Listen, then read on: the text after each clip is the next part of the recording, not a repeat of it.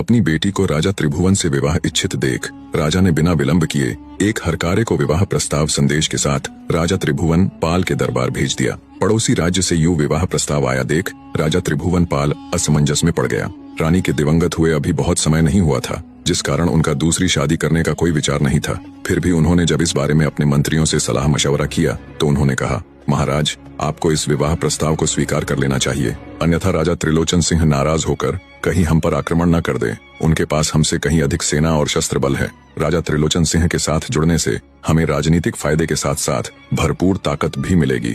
और महाराज, कब तक आप महारानी जी के ही शोक में डूबे रहेंगे?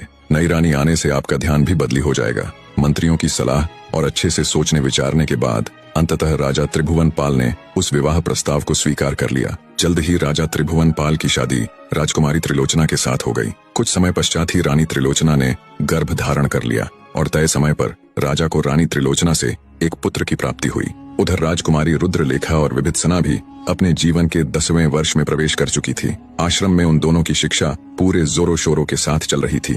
राजकुमारी रुद्रलेखा की हर विषय में अच्छी पकड़ थी, पर विभीषणा की बात ही कुछ अलग थी। केवल 10 वर्ष की आयु में उसकी बुद्धि ऐसी कि चाणक्य को भी परास्त कर दे। हर श्लोक, हर वेद उसे कंठस्थ था। जितनी योग्य वो शास्त्र विद्या यानी ज्ञान, तर्क, भाषा, नीति, धर्म, गणित, विज्ञान, इतिहास, कला आदि में थी, उससे कई गुना अधिक वो शस्त्र विद्या यानी तलवारबाजी, धनुर्विद्या, गदा युद्ध, भाला युद्ध, मलखंभ और आत्मरक्षा में थी। जब वो तलवार चलाती तो प्रतीत होता जैसे आग में नहाई बिजली हो। तलवार चलाने की गति ऐसी कि बड़े बड़े योद्धा शर्मा जाए। जब विभीषणा धनुष उठाती तो आंखें बंद करके भी कोसों दूर मौजूद अपने लक्ष्य को चंद पलों में भेद देती।